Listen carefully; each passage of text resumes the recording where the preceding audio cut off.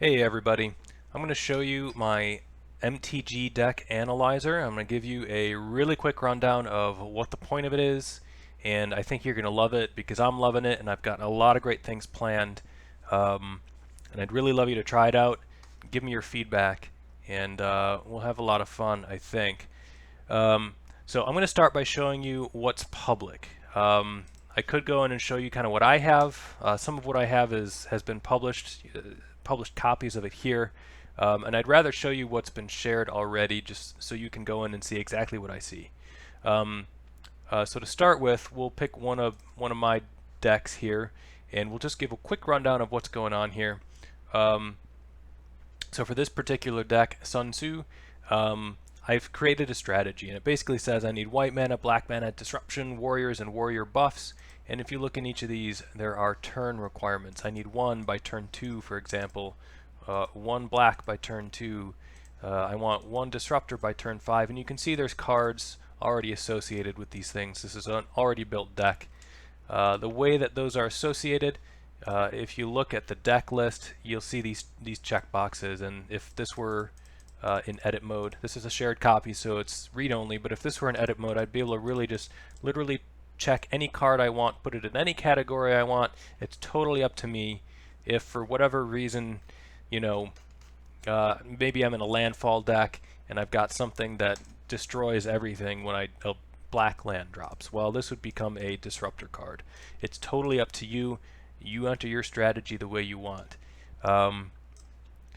After that's all done, this is where the fun begins.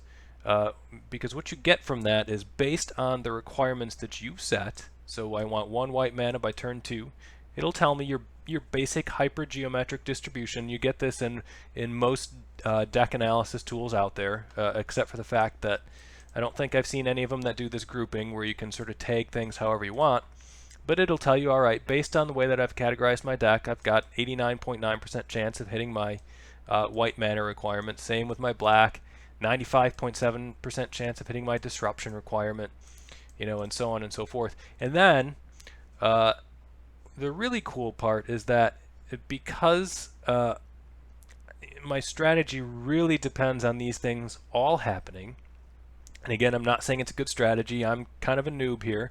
But if my strategy is good, I want to know that the way that I've laid out my deck, I'm not just going to get my warrior buffs 80% of the time, and then for some reason I'm not going to get my warriors, because you can have things that kind of compete with each other. So what this tool actually does is it runs about 10,000 simulations, and it says, all right, what percentage of the time are you hitting all of these things? And for this particular deck, it's 62%. And this percentage is going to be based on, it's going to be tilted one way or the other from what you might expect based on how many cards you've got that are, for example, warriors and warrior buffs. How many cards you have that are only white mana producers or only black mana producers versus, both. So because of those interplays, this number can often be, this number is often wildly different than I expect, and I've been working on this tool for months. Then what we're going to tell you is, all right, so of the 38% of hands where I don't have a perfect game according to my strategy, what's my shortage? And on average, I'm 1.2 cards short. And I might think that, all right, for 62% of games being, spot on, missing a card might be okay, kind of depending on what it is, but, this gives you a sense of how far off you're going to be off in the games that you're off. And then, of course, we give you your standard sort of mana curve. The purple bar here is the curve, the converted mana cost, and then we give you a sort of bucket by bucket breakdown of the symbols that you're going to see.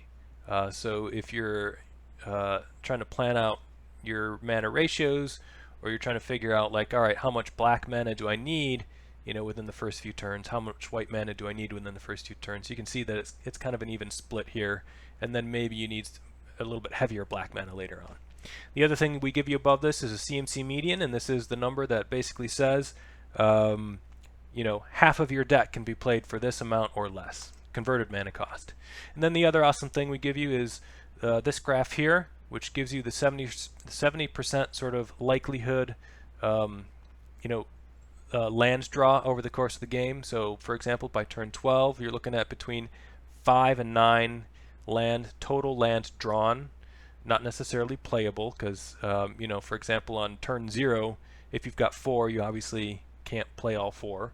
And then the red lines here, the red range here is going to be sort of based on this, based on your land draw. It's going to be how many unplayable cards you have, basically. So on turn 6, you're going to have between 0 and 2 unplayable cards in your deck, just based on how much mana you have.